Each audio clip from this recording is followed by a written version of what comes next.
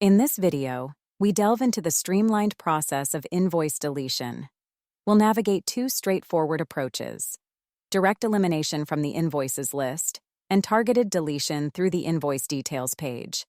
Buckle up. Let's embark on this efficient journey. To begin, let's navigate to the Invoices section.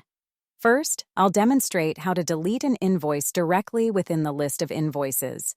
Click the Delete button, which is the trash icon. This will take you to a confirmation box. You can cancel your decision by clicking the Cancel option. To confirm deletion, click the OK button.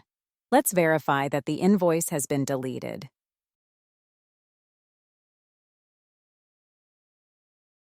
Success. Now, I'll delete an invoice by accessing its designated details page.